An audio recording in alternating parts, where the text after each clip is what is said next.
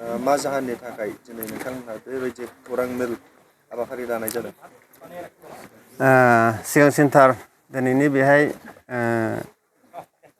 बिथां जैसादनि लांगोनायाव जोङो जथुमदों आरो बे प्रेस मिटखौ जोङो लानो थाखाय मानो लानांदों आं बे प्रेस मिटनि जुगुदे आं फंनैसो बिबुंथि लाखिनो थाखाय आङो आवगायनाय जाहैबाय आरो जि प्रेस मिटखौ लाबोनाय बिथांखौबो धन्यबाद जासिबाय। दा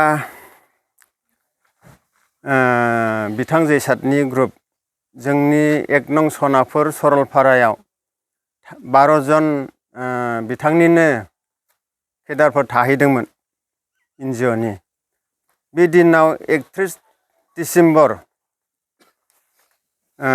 बेलाया टाइमा जादों 2टासो टाइमाव मिथिस्लाबि जोंनि सरलपारानि गथ'फ्रा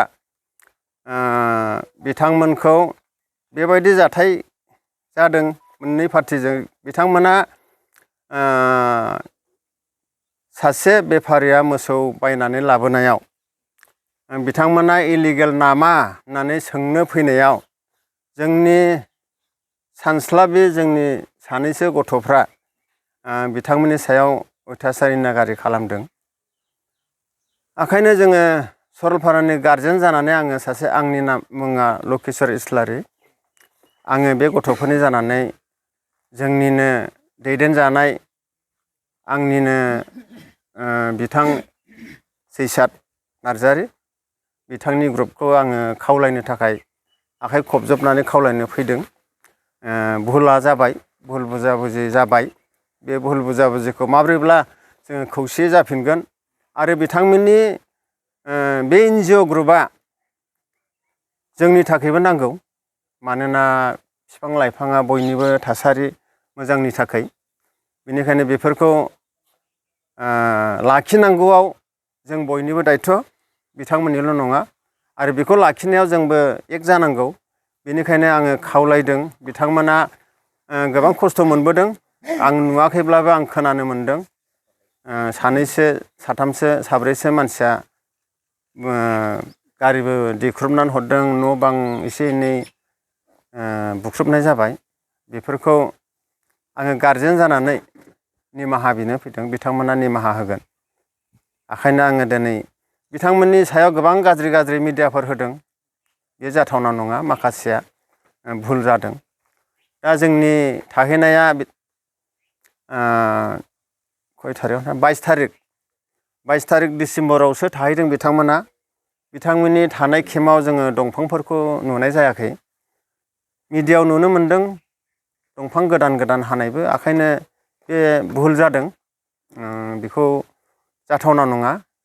बेनिखायनो जोङो दिनै आङो सरलपारानि गारजेन जानानै बे मिडियाखौ बोखांनानै लानाय जाबाय। सोरबा जिहेतु जैसाद बिथांखौ दंफां सिखाव, दंफां फाननानै जाग्रा होनदों। जिहेतु थारैनो बिथाङा दंफां फाननानै जामारो नामा नोंथांमोननि ओनसोलनिफ्राय? जोंहा आंबो सरलपारानिमोन, जाहारबारिनिनोमोन गोदो। खिन्थु आङो दिनै सरलपारायाव खारलांबाय। सरलपारानिफ्राय जाहारबारिसिम गैयाब्लाबो 17 किल'मिटार। जोङो जैसादनि मावना जानायखौ जोङो बुंनो थाङा आरो बिथाङा दंफां फानो ना मावनानै जायो जों नुवाखै। जोंथ' बिथांखौ दंफां फानना जानाय जोङो बे NGO खुलिनायनिफ्राय नुवाखै आरो नुदों होननानै बुङोब्लाबो जोंहा भुल जागोन। जोङो नुवाखै नालाय, जोङो नुवाखै सयथ'खौनो बुंनांगोन। बेखायनो आङो खावलायदों बिथांखौ जोंनि गथ'फ्रा फंनैसो गाज्रि बुंनायजों उपदस्थ होनायखौ बिथांनिसिम आखाइ खबजबनानै आङो गारजेन जानानै आं खावलायदों। बिथाङा निमाहा होगोन आं बेखौ मिजिंथिदों। आरो आं गोलाव बाथ्रा बुंनो रोङा, आं जेबो लेखा फरा रोङा। अब्लाबो आङो बे प्रेस मिटखौ दिनै बिथांमोननि जोंनि माबानि NGOनि जाथायफोरखौ जोङो धन्यबाद होनो गोनां। जोंनिनो थासारिनि थाखाय, मोजांनि थाखाय मावदों। जोङो बिथांमोनखौ हेफाजाब होनांगौ आरो बिथांमोना थाहैफिननो हागोन आरो थाहैनानै बिथांमोनजों जों लोगोसेनो जोंबो श्रमदान होफागोन। बिथांमोननि गासै जाबोतिय' खामानिफोराव जों सहाय होफागोन बेनिखायनो आं बुंबाय। जिहेतु बिथांमोनखौ बा बिथांमोननि NGO-खौ जिहेतु नोंथांमोननि ओनसोलनिफ्राय थाखा खांनानै जाग्रा बेफोरबायदि मुं सुदों, थारैनो नोंथांमोननि ओनसोल बा रायजो राजाफ्रा बिथांमोना बेफोरबायदि रां खांनानै जानायनि माबाफोर फोरमानफोर दं नामा नोंथांमोननिफ्राय? बेयावहाय बिथांमोना 28 थारिखनिफ्राय 31 थारिखसिमल' थादों, एकदम गोदान। ओमफ्राय फार्स्ट टाइम थाहैथारदों। बे समाव सोरनियाव माब्ला फैसा खांनानै मोनजास्लाबगोन बेखौ जोङो बुंनो हानाय नङा, जों नुवाखै। ओंखायनो बेयो भुल जादों, फैसा खांनानै जाग्रा होननाया एसे भुल जादों। बे जास्ट माने जोङो खोनानो मोननाय बायदिब्ला बे मोसौनिफ्रायनो जानानै थांदों नालाय, बिथांमोना बे मोसौखौ इलिगेल नुनानैल' सोंनो थांदोंमोन। बेहायनो जोंनि गथ'फ्रा सानस्लाबनो हायि माबा मोनसे साननायनि गेजेरजों भुल मावबाय। दा बे गथ'फोरनि जानानै बे भुलखौ जोङो माफिदों, खिन्थु बिथांमोनखौ जों फैसा खांना जानायखौ नुवाखै आरो खांनानैबो जानाय नङा, आं बेखौ कामना खालामदों आरो। खुलुमबाय गासैनिसिमबो, गोजोन बेलासिनि बयनोबो अननाय हामलायनाय जासिहरग्रोबाय। दिनै इंराजि दाननि 5 थारिख जानुवारि 2026।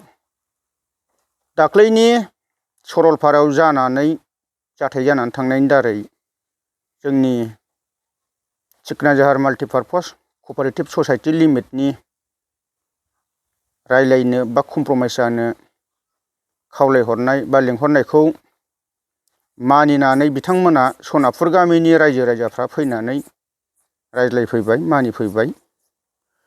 मानोना थांनाय समाव जोंनि NGO-खौ बा NGO-नि सोद्रोमाफोरखौ गाग्लोबनाय बायदि जादों, बा गाग्लोबदोंआनो होनजायोबो।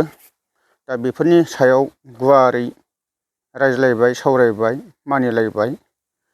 आरो थांनाय समाव मोनथिस्लाबैयाव जोंनि NGO-खौ दंफां फाननानै जाग्रा, हाग्रा एवस्रांग्रा होननानै बबेनिबा दंफां थुख्रा हानायखौ लाबोनानै इदिट खालामना होबाय, गाज्रि एलिगेसन लगायना होबाय।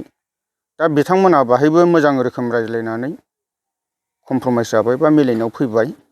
बिथांमोननिसिम बिराद गोजोननाय थाबाय। दा माखासेखिनि जोंनि डिउटियाव बाहायग्रा बेसाद मुवाफोर गाज्रि जादोंमोन, बेनि सायावबो रायज्लायबाय, मोजां मिलायनायाव फैबाय। दा मिलायनायानो मेन, मिलायनायानो गुदि, मिलायनायखौनो जों लुबैदोंमोन। दा जेरैबायदि लुबैदों ओरैबायदि जाबाय, गोजोननाय थाबाय। माथो बुंबावनो आरो। जोंहा नै जोंनि NGO-नि सेक्रेटारि, बेनि सायावबो गाज्रि खोनासंथाव राव होनदोंमोन। जयसात गुन्दा थयसात गुन्दा नाना रोखोम आयाराम गयाराम होनदोंमोन। दंफां फाननानै जाग्रा मा जाग्रा होनदोंमोन। दा बेखौबो रायज्लायबाय, रायज्लायनानै बिथांमोना मा साननानै बुंफ्लाङामोन, बबेखौबा बुंनो साननाया माब्लाबा रागा जोंबा बबेबा खोथाया फैयो। दा बेनि सायावबो रायज्लायनानै बिथांमोना मिलायनायाव फैबाय, निमाहा खेमा बिलायबाय। दा गोजोननाय थाबाय सनापुर गामिनि बा सरलपारानि रायजो राजानिसिमबो। जोंनि हमखानाय दंफांखौनो जानो हागौ इदिट खालामदेरदों बैसोरो, आरोबा जोंखौ फाननानै जादों नंदों। खिन्थु जोंनि हमनाय दंफाङाव जोंल' गैया, पिकचाराव SSB-बो दं, फुल ड्रेसाव दङ, नायजोबनो हागोन, जों होजोबनो हायो। जों फाननानै जायाखै। जों बे हाग्राखौ रैखाथि होनोसो, होबथानोसो, दंफांखौ होबथानोसो NGO-खौ दादों। बेबायदिनि दारैनो जोङो थांनाय 16-17 नामाथाय थारिखआ, 23-24 नामाथाय थारिखआ, बै लावफानि दै सेरावबो हादान होख्रांहैलायनाय जादों। बेनि उनाव हरैहाय बामबाथिंजाय रायमना नेसनेल पार्क गोलैयोमोन। रेन्जारफोरनाव सोंलायलायनानै बाहायबो हाबनानै अपारेसन बायदि खालामनानै हन्डा मेचिन दंफां हमलायनाय जादों। बेखौनो रोगानानै लाना फैदोंमोन। बिमा गोबांनि फिसा बबे लामा दथाव खेबफ्लांखो, सोरनो हरफ्लांखो दा बिथांमोना बेखौनो जोंखौ फाननानै जादों बा इलिगेलै दंफां बरनदों बिदि साननानै होफ्लांदोंमोन जानो हागौ। दिनैनि दिनाव बिथांमोना बेखौबो क्लियार होबाय नङा फेकमोन, गाज्रि एलिगेसन लगायना होनाय जादोंमोन बिदि होननानै दा बिथांमोना सिखार जाफैखाबाय। बेफोर गासैबो सिगां समाव जा पिक्साराव नुदों बा ससियेल मिडियायाव नुदों नंखायजोब। गोजोन्थों।